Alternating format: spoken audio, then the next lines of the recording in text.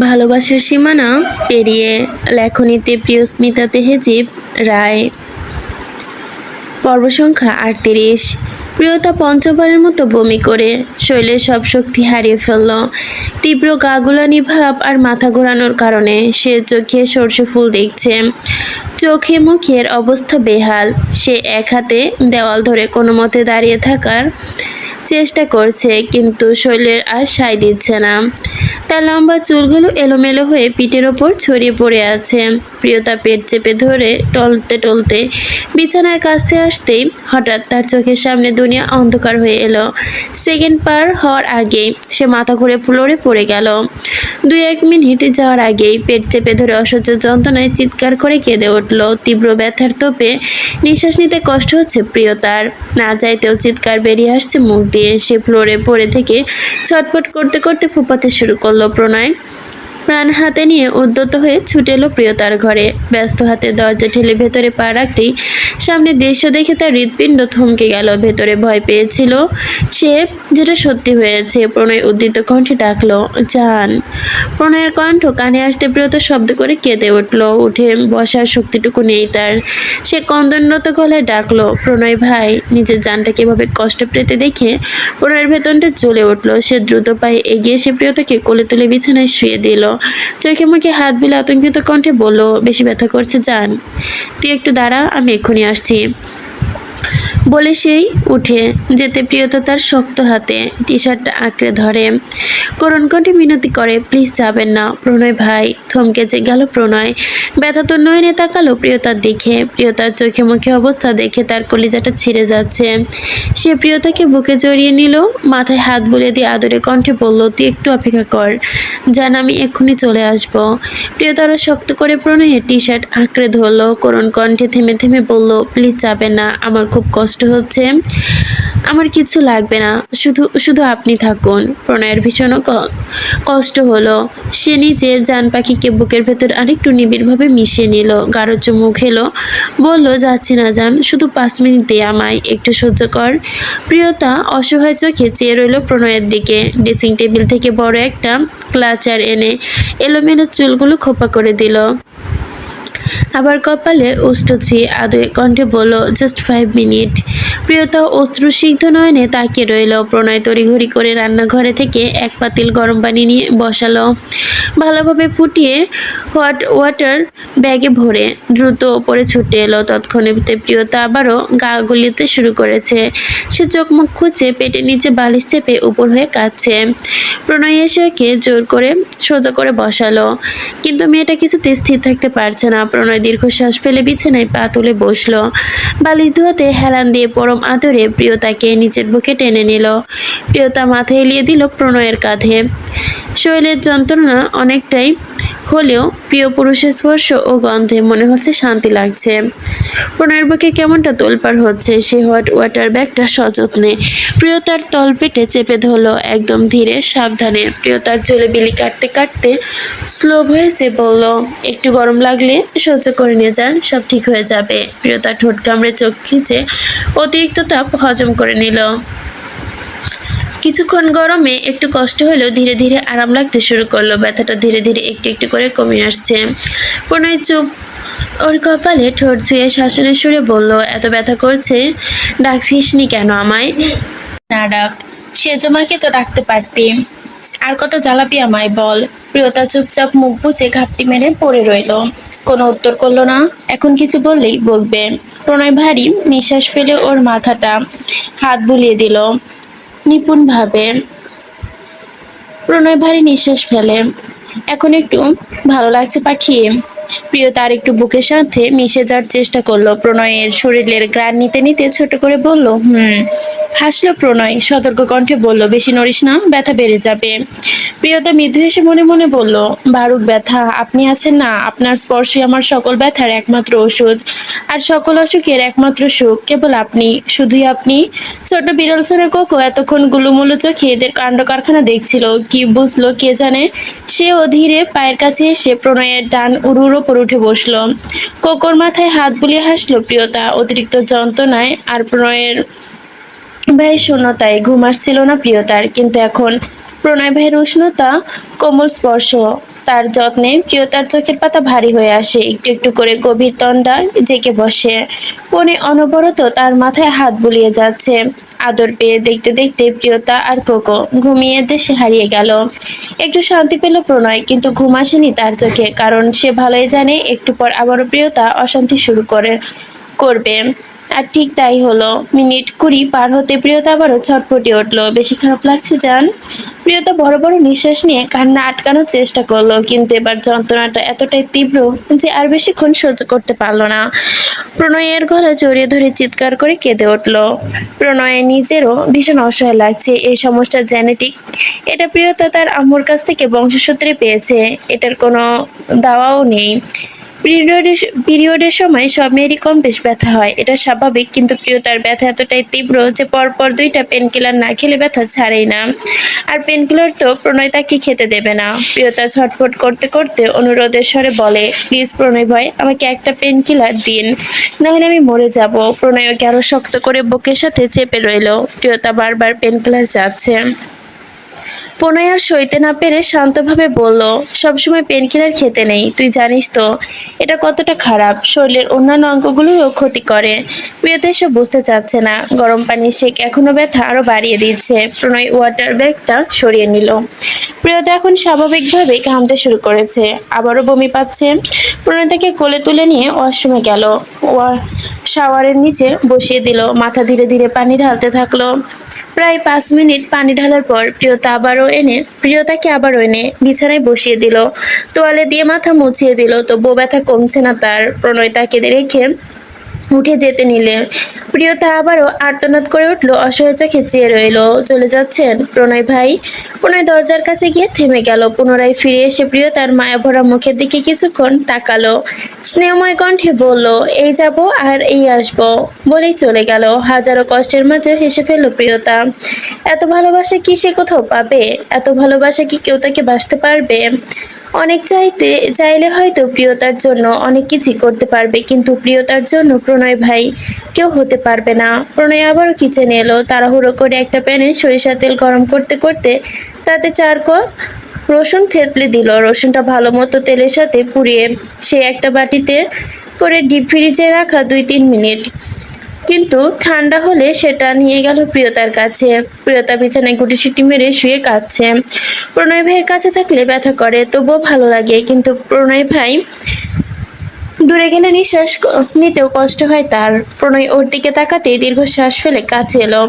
প্রিয়তা তেল দেখে মুখ ছোট করে ফেললো। একটু দূরে সরেই প্রথমে তীব্র আপত্তি জানিয়ে বলল, একদম পায়ে হাত দেবেন না। কিন্তু প্রণয় এসব শোনার বান্দা নয়।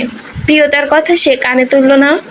তার কান দুটো টেনে নিজের কাছে নিতে নিতে ব্যঙ্গ স্বরে বলল, ছোটবেলায় লাথি মারতে মারতে আধমরা বানিয়ে ফেলেছিস, এখন ঢং করছিস? মুখটা আরো ছোট করে ফেললো প্রিয়তা। প্রণয় 3টা বালিশ উঁচু করে তাকে শুইয়ে দিল। ডান পাটা নিচের উরুর উপর তুলে ধীরে ধীরে পায়ের তালুতে তেল মালিশ করতে লাগলো। প্রণয়ের স্পর্শে প্রিয়তার গা যেন শিউরে উঠল। প্রায় 2 ঘন্টা পর প্রণয় পায়ের তালুতে হাতের তালুতে মালিশ করে দিল। পা টিপে দিল, মাথাও টিপে দিল। তাকে ধীরে ধীরে কিছুটা আরাম বোধ করলো প্রিয়তা। পরম শান্তিতে একসময় ঘুমিয়ে পড়লো। প্রিয়তা ঘুমিয়ে পড়তে দেখে প্রণয় স্বস্তির নিঃশ্বাস পেল। আরো কিছুক্ষণ পা টিপে দিল। প্রিয়তা মুখের দিকে তাকিয়ে ওর পড়ার টেবিলের দিকে বসলো। 2 মিনিট লাগিয়ে একটা চিরকুট প্রিয়তার টেবিল ল্যাম্পের পাশে রাখলো। আবারও পাশে রমণীর দিকে তাকিয়ে তৃষ্ণার্ত দৃষ্টিতে। এই একটা মুখ তাকিয়ে থাকতে ইচ্ছা করে তার। এত বছরে এই অমরণ তৃষ্ণায় এতটুকুও কমেনি, বরং তা হয়েছে আরো গভীর থেকে গভীর। মৃত্যু ব্যতীত এই তৃষ্ণার কোনো অন্ত নেই। প্রণয় হেসে ঘুমন্ত প্রিয়তার কপালে আলতো করে চুমু খেলো। কোকোর মাথায় হাত বুলিয়ে দিয়ে ওকে প্রিয়তার পাশে শুইয়ে দিল। আদরের সুরে বলল, নিজের মায়ের খেয়াল রাখবি, বলে দুজনের গায়ে চাদর টেনে দিয়ে ঘর থেকে বেরিয়ে গেল। সময় সকাল 8:45। সাদমান শিকদার ড্রয়িং রুমের সোফায় বসে চা পান করতে করতে খবরের কাগজ হাতে নিলেন। এটা ওনার রোজকার অভ্যাস। পাশে ওনার দুই ভাই কিছু একটা নিয়ে আলোচনা করছে। সাদমান শিকদার চায়ের কাপে চুমুক দিয়ে কাগজের ফন্ট পেজটা চোখের সামনে ধরতেই ওনার মুখের এক্সপ্রেশন বদলে গেল। তৎক্ষণে প্রণয়, শুদ্ধ সহ বাড়ির সকল ছেলেরা অফিসের জন্য রেডি হয়ে নিচে নামছে। সাদমান শিকদার একটু উদ্যত হলো। তিনি মনোযোগী ভঙ্গিতে টিভিতে দিকে তাকালেন। সেখানে সংবাদ পাঠ করছে। Breaking news. সংবাদ পাঠক কঠিন ভঙ্গিতেই। চাঞ্চল্যকর ঘটনা। রাজধানীতে একজন অভিজ্ঞ পরিচিত ব্যক্তিকে নির্মমভাবে খুন করা হয়েছে। মাথা কাটা পাঠানো হয়েছে একজন উচ্চপদস্থ পুলিশ কর্মকর্তা ডিসিপি এস আহসান হাবিবের বাড়ির ঠিকানা। শুধু তাই না, নৃশংস হত্যাকাণ্ডের ভিডিওতে সামাজিক যোগাযোগের মাধ্যমে ছড়িয়ে দেওয়া হয়েছে। তাতে আতঙ্কিত চারপাশের পরিবেশ। ঘটনাটি রাজধানীর উপশহর গোলাপ এলাকায় হয়েছে। পুলিশ সূত্রে জানা গেছে, ডিসিপির বাসায় একটি সাধারণ পার্সেল প্যাকেট পাঠানো হয়। প্যাকেটটা খুলতে বেরিয়ে আসে কাটা মাথা। রিপোর্টার মেহজাবিন খান। জি, আমি এখন গোলাপ এলাকায়, সেখানে বাড়ির সামনেই আছি, যেখানে আজ সকাল 10:30টায় পার্সেলটি পৌঁছায়। ডিসিপির পরিবারের একজন সদস্য পার্সেলটি হাতে নেয়। খুলতে আতঙ্কিত হয়ে পড়েন সবাই। মাথাটি একটি প্যাকেটজাত অবস্থায় ছিল। সঙ্গে ছিল একটি বার্তা। লেখা ছিল কিছু, এবার পালা তোমার। পুরো ঘটনা তদন্ত করছে সিআইডির বিশেষ টিম। এখনও নিহত ব্যক্তির পরিচয় জানা যায়নি, তবে পুলিশের ধারণা এটি একটি পরিকল্পিত প্রতিহিংসার অংশ। আমরা আরো বিস্তারিত জানাচ্ছি পরবর্তী বুলেটিনে। মেহজাবিন খান, নিউজ 24, ঢাকা। সবাই এই নিউজ কানে আসতেই হকচকিয়ে দৃষ্টিতে টিভি স্ক্রিনের দিকে তাকালো। প্রণয়ের ঠোঁট ফুলে ওঠে বাঁকা অদৃশ্য হাসি। অনুশ্রী বেগম আতঙ্কিত কণ্ঠে বললেন, আজকাল মানুষ আর মানুষ নেই, সব অমানুষ হয়ে গেছে। এই নির্মমভাবে কে মারতে পারে কাউকে? তিনি কি কথা বলতে বলতে আতঙ্কিত হয়ে পড়েন। ভীতু চোখে নিজের ছেলের দিকে তাকিয়ে বললেন, বাবা তোরা সাবধানে থাকিস। তারা সবাই আম্মুকে টেনশন হতে দেখে মুচকি হাসলো। প্রেম অনুশ্রী বেগমের গলা জড়িয়ে ধরে বলল, যার সাথে মায়ের দোয়া আছে সেই সন্তানের কিছু হয় না আম্মু। অনুশ্রী বেগম মৃদু হেসে ছেলের কপালে চুমু খেলেন। এই খুনের ব্যাপারটা কেউ আর তেমন সিরিয়াসলি নিল না, কারণ আজকাল এসব অহরহ হয়েই থাকে। এসব তারা মাথা থেকে ঝেড়ে ফেলে দিলেও দুজন ফেলতে পারলো না। আর তারা ঠিকই বুঝেছে এসব কার কাজ। প্রীতম ব্যস্ত ভঙ্গিতে অর্তি বেগমকে উদ্দেশ্য করে বলল, ছোট আম্মু, বনুকে তাড়াতাড়ি ডাকো, আমাদের লেট হয়ে যাচ্ছে। ওদের ড্রপ করে আমাদের অফিসে যেতে হবে। আজকে একটা ইম্পর্টেন্ট মিটিং আছে। সাদমান শিকদার প্রণয়কে উদ্দেশ্য করে গম্ভীর কণ্ঠে বলল, তুমি কেন অফিসে যাচ্ছ? প্রণয় ভাবলেশীনভাবে কোন অফিসে যাচ্ছ? প্রণয় ভাবলেশীনভাবে জবাব দিল নিজের। সাদমান শিকদার একটু অসন্তুষ্ট কণ্ঠে বলল, এসকে গ্রুপের প্রতি তো তোমার একটা দায়িত্ব আছে। প্রণয় ফোন টিপতে টিপতে দায়সারাভাবে জবাব দিল, তো আপনারও আমার প্রতি একটা দায়িত্ব ছিল। অনুশ্রী বেগম দেখলেন, এক কথা দু কথায় বাবা ছেলের মধ্যে দ্বন্দ্ব লেগে যেতে পারে। তাই তিনি বিরক্ত কণ্ঠে বলল, আহা ছাড়ুন তো এইসব। তিনি প্রণয়ের মাথায় হাত বুলিয়ে বললেন, সকাল সকাল মাথা গরম করিস না বাবা। সাদমান শিকদার মনে মনে ফুঁসে উঠলেন। তাদের কথার মাঝে পরিণীতা প্রেরণা, থিরা, থরি, তন্ময়, অরণ্য সবাই চলে এলো। অনুশ্রী বেগম সবাইকে সূরা পড়ে ফু দিয়ে দিলেন, সাবধানে যাবি। ওরাও হেসে আব্বু আম্মুর কাছ থেকে বিদায় নিয়ে বেরিয়ে গেল। খলিল শিকদার সাদমান শিকদারের দিকে তাকিয়ে রহস্যময় কণ্ঠে বলল, ভাইজান, পানি কিন্তু ঠান্ডার ওপর দিয়েই বইছে। শক্ত হাতে হাল ধরেন। পুরো ব্যাপারটা কিন্তু আর হাতের বাইরে বেরোতে দেওয়া যাবে না। এবার কন্ট্রোল হারালে সামলাতে পারবেন না। সাদমান শিকদার একটু ভেবে বাঁকা হেসে বলল, বাবা বাবাই হয়, ছেলে ছেলেই হয়। ওকে আমি জন্ম দিয়েছি, আর ওর প্রাণভোমরা আমার হাতের মুঠোয় বন্দি করে রেখেছি।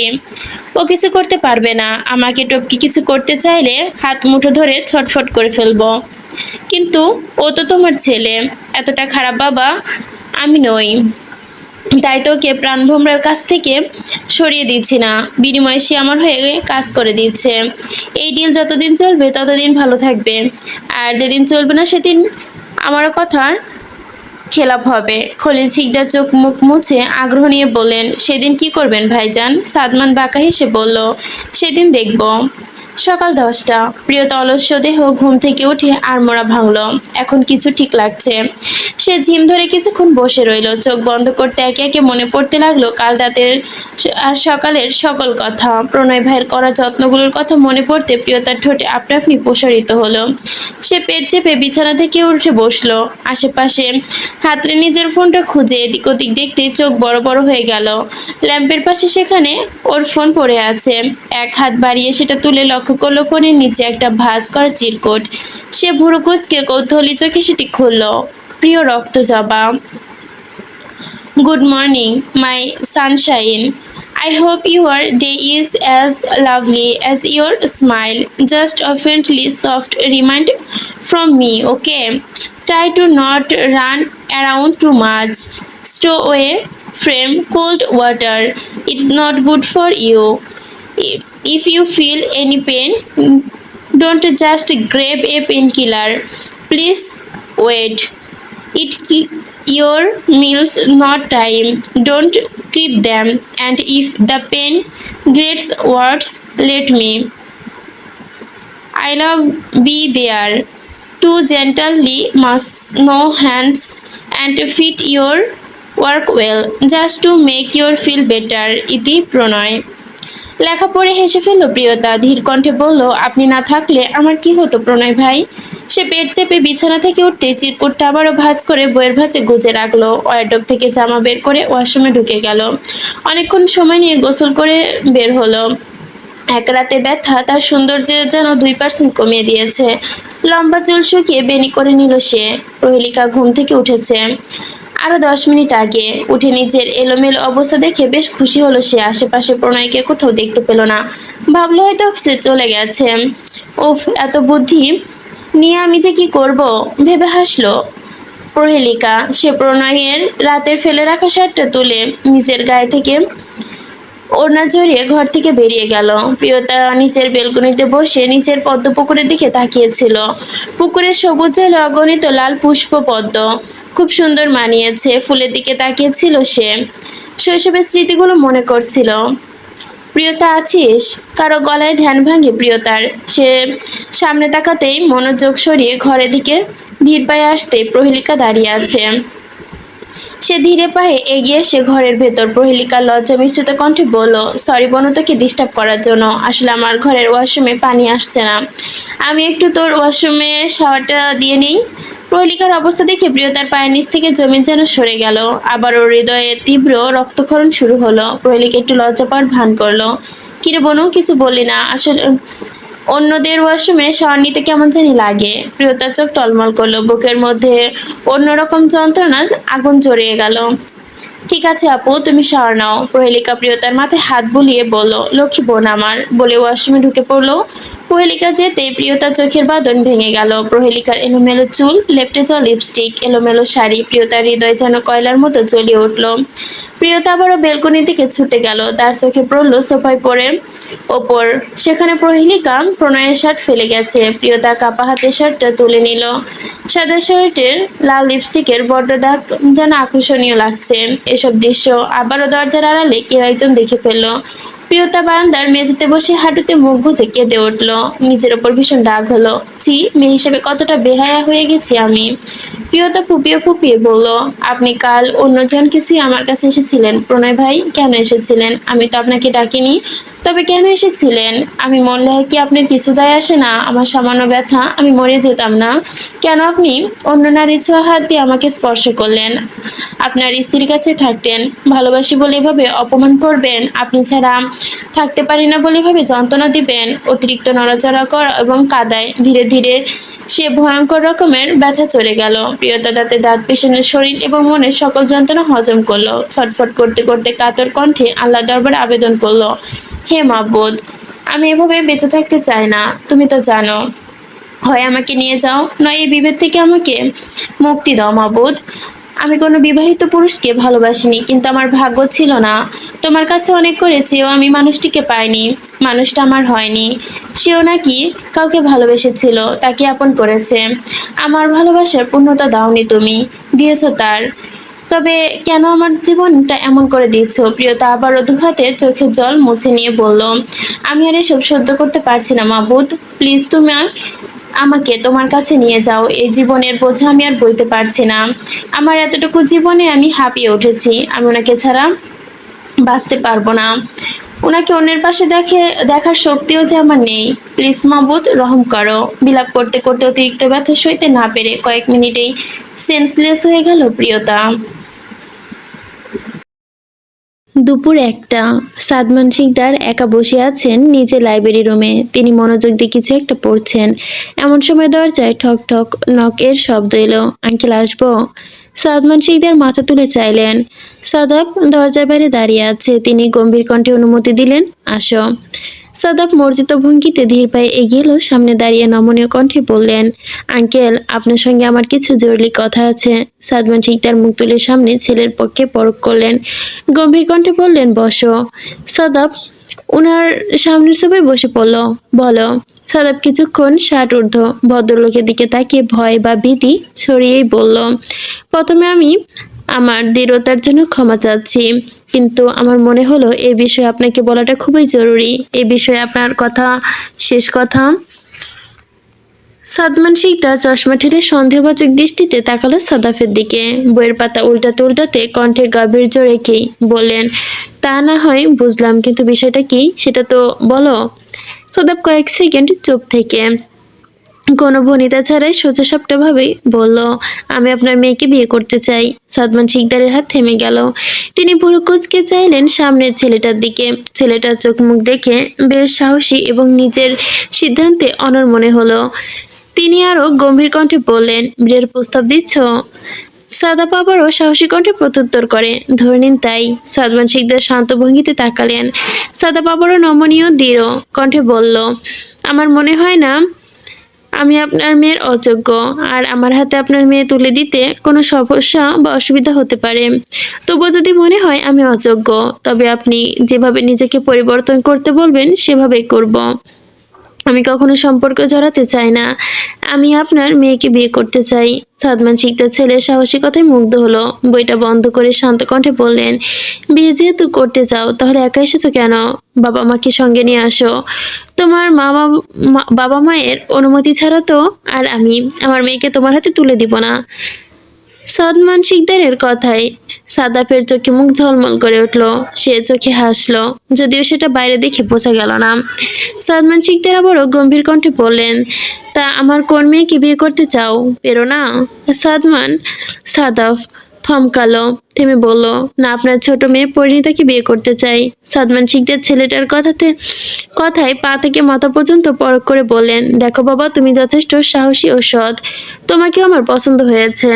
তুমি আমার মন মতো জামাই হতে পারো, কিন্তু আমার বড় মেয়েকে রেখে ছোট মেয়েকে তো আমি বিয়ে দিতে পারি না। সাদাবের মুখে উজ্জ্বলতা নিভে গেল। সে মাথা নিচু করে নিল। সাদমান শিকদার তার অবস্থা দেখে বললেন, তুমি আমার প্রণয়ের বয়সী, তোমার বিয়ের বয়স হয়েছে, তুমি অন্য কাউকে বিয়ে করে নাও। আমার দোয়া সবসময় তোমার সঙ্গে থাকবে। সাদাব কিছুক্ষণ চুপ থেকে দৃঢ় কণ্ঠে বলল, বিয়ে করলে আমি আপনার মেয়েকেই করব। তার জন্য আমাকে যত বছর অপেক্ষা করতে হয় আমি রাজি আছি। আপনি শুধু একটা কথা দিন, আপনি পরীকে অন্য কারো হাতে তুলে দিবেন না। আপনি আমাকে ওয়াদা করুন, আপনার বড় মেয়ের বিয়ের পরপরই পরীকে আমার হাতে তুলে দিবেন। সাদমান শিকদার প্রশস্ত এসে সাদাফের কাজ চাপড়ে বললেন, তোমার প্রচেষ্টা দেখে মনে হচ্ছে তুমি আমার মেয়েকে সত্যি অনেক পছন্দ করো। তুমি চাইলে আমার মেয়ের সাথে অর্থনৈতিক সম্পর্কে জড়াতে পারতে, কিন্তু অনৈতিক, কিন্তু তুমি তা করনি। তুমি আমার কাছে বিয়ের প্রস্তাব দিয়েছ। আই এম ইমপ্রেস তোমার প্রতি আমি। তুমি একজন নামকরা সায়েন্টিস্ট, প্রতিষ্ঠিত, আমার মেয়ের জন্য উপযুক্ত। আমি তোমাকে কথা দিয়েছি আমার পরি তোমার সঙ্গেই বিয়ে দিব। আমার বড় মেয়ের বিয়ের পর তুমি তোমার বাবা মাকে নিয়ে এসো। তুমি যদি ততদিন অপেক্ষা করতে পারো তবে পরীকে তোমার সঙ্গে বিয়ে দিব। প্রফুল্ল হলো সাদাফের মন। সে তার জীবনের সবচেয়ে পছন্দের জিনিসটা নিজের নামে অলিখিত লিখে নিয়েছে। সাদমান শিকদার যে এত সহজে রাজি হয়ে যাবে সেটা সাদাফ ভাবতেও পারেনি। সাদাফ সাদমান শিকদারের পা ধরে সালাম করে বলল, অনেক অনেক ধন্যবাদ আঙ্কেল। সাদমান শিকদার মাথায় হাত রেখে দোয়া করে দিলেন। সাদাফ আবারও বলল, আঙ্কেল, আমি এ মাসে ইউকে ফিরে যাব। আমার ছুটি শেষ। আপনার বড় মেয়ের বিয়ের পর আমি মা বাবাকে নিয়ে আসব। সাদমান শিকদার মৃদু হেসে বললেন, সব ঠিক আছে, তবে আমার একটা শর্ত আছে। শর্তের কথা কানে আসতে ভুরু কুঁচকে ফেলল সাদাব। কি শর্ত? সাদমান শিকদার কিছুটা রহস্যময় কণ্ঠে বললেন, আজকে যা কথা হলো তা আনুষ্ঠানিকভাবে বিয়ে ঠিক হওয়া পর্যন্ত আমাদের মধ্যে থাকবে, কাউকে বলবে না, এমনকি প্রণয়কেও না। সাদাবের কপালে বড় ভাঁজ পড়ল। সে আশ্চর্য কণ্ঠে বলল, কেন? সাদমান শিকদার বাঁকা এসে বলল, প্রণয় কারণ প্রশ্ন করো না কোনো, শুধু যেটা বললাম সেটা মনে রেখো। এই কথা যদি পাঁচ কান হয়ে যায় তবে তুমি আর পরীক্ষা পাচ্ছ না। চমকে উঠল সাদাব, আকপিস না ভেবেই দৃঢ় কণ্ঠে বলল, আমি আপনাকে কথা দিচ্ছি আঙ্কেল, আজ আমাদের মধ্যে যা কথা হলো তা আমার আর পরীর বিয়ে ঠিক না হওয়া পর্যন্ত কেউ জানবে না। সাদমান শিকদার হেসে বলল, গুড বয়। সাদাবও খুশি হলো। সে আর কিছু জানতে চায় না, বুঝতেও চায় না। সে যে কোনো মূল্যেই পরীকে চায়। পরী পাওয়ার পর সাদাব শিকদার শিকদার পরিবারে কে এই পুরো দুনিয়া জাহান্নাম হয়ে যাক, তাতে তার কিছু আসে না, শুধু তার পরিতার হলেই হলো। 5 তারকা হোটেলের এক বিলাসবহুল ঝকঝকে কক্ষ। ঘরের মাঝ বরাবর বিশাল আকৃতির লম্বাটে টেবিল। এটা মূলত অতি আধুনিক প্রযুক্তির সম্পন্ন মিটিং রুম। টেবিলে একটি চেয়ারও ফাঁকা নেই। পুরো টেবিলের চারপাশ জুড়ে বসে আছে বুট স্যুট পরিহিত নানা ভিনদেশি লোক। এদের মধ্যে হয়তো দু একজন বাঙালি, বাকি সব নন বেঙ্গলি। বর্তমানে তাদের সকলের দৃষ্টি প্রতীত আছে টেবিলের মাঝখানে একটি ইলেকট্রনিক ম্যাপে, যেখানে লাল বিন্দু দিয়ে মার্ক করা হয়েছে বিশ্বের সবচেয়ে প্রধান প্রধান বন্দর সীমানা, ট্রাফিক রুট। টেবিলের মাথার দিকে বসে আছে প্রণয় শিকদার। তাদের সামনে বসে আছে মধ্যপ্রাচ্যের সুনামধন্য অস্ত্র ব্যবসায়ী, আফ্রিকান মানব পাচার নেটওয়ার্কের শীর্ষ নেতা, রাশিয়ান কুখ্যাত সাইবার ক্রাইম লর্ড। আজ একটি গোপন বৈঠকের জন্য মূলত তারা সকলে বাংলাদেশে এসেছে। প্রণয় সবার দিকে তাকিয়ে ঠান্ডা গলায় বলল, আগামী 7 দিনের মধ্যে 5,000 কন্টেনার ইতালি সহ ইউরোপের 10টা কান্ট্রিতে পাঠিয়ে দিতে হবে। আর কাজটা আগামী 7 দিনের মধ্যে করতে হবে। অ্যাডভান্স নেওয়া হয়ে গেছে। প্রণয়ের পাশে বসা রাশিয়ান ডিলার সব শুনে বলল, বস, এবার যদি চালান ধরা পড়ে আমাদের মিডিল ইস্ট ব্রাঞ্চ পুরোপুরি ঝুঁকিতে পড়ে যাবে। প্রণয় তার দিকে তাকিয়ে হালকা হাসলো। আমার কন্টেনার যেখানেই যাক, কাস্টম চোখ বন্ধ করে সরকারের পকেটে রাখলে ভয়টা শখ হয়ে যায়। অন্য একজন মৃদু গলায় বলল, এই নতুন চালে কি খবর বস? প্রণয় উঠে দাঁড়ালো, বাঁকা হাসে, হাত দিয়ে ম্যাপ স্ক্রিনে স্পর্শ করে ভেসে উঠল 20টি হাই অ্যান্ড অ্যাডাল্টস রাইফেল, 15 জন নারী পাচার, উচ্চ চাহিদা সম্পন্ন লোকেশন অনুযায়ী ভাগ, $5 মিলিয়ন ব্ল্যাক মানি, ক্রিপ্টোতে রূপান্তরের প্রক্রিয়া।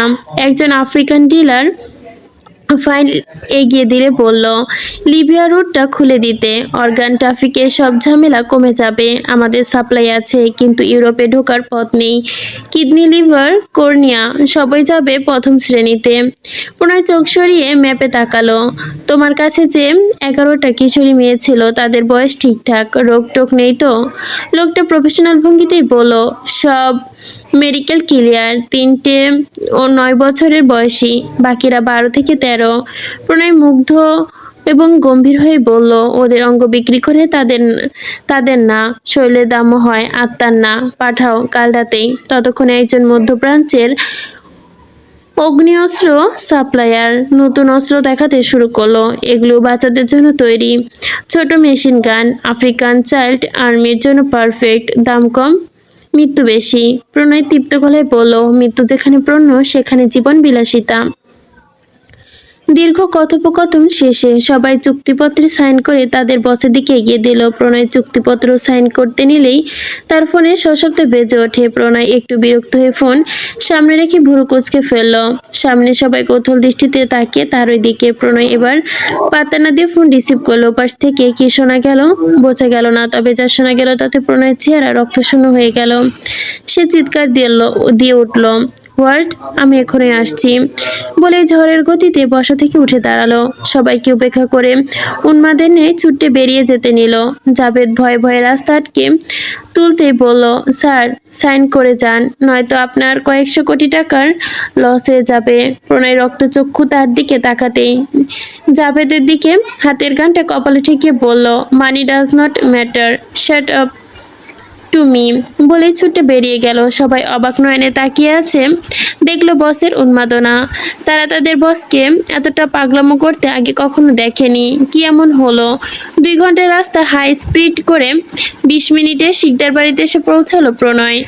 ছোট্ট ছেলেটা অবস্থা পাগল পায়। শিকদার বাড়ি পুরোটাই শুনশান। প্রণয় ঝড়ের বেগে 3 তলায় উঠে গেল। ছুটে প্রিয়তার ঘরের দিকে দেখলো পরিচিকা জুলেখা বানু বারান্দায় দরজা ধাক্কাচ্ছে। প্রণয়ের বুকের কাঁপন। সে বিদ্যুতের গতিতে এগিয়ে গেল দরজায়, পরপর বেশ কয়েকটা লাথি দিল। এতে দরজাটা খুলল না, বরং ভেঙে গেল।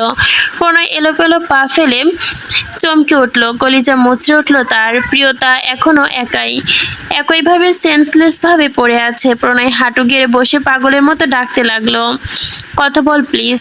এই পাখি, রক্তজবা, কি হলো তোর? নর না, প্রিয়তা।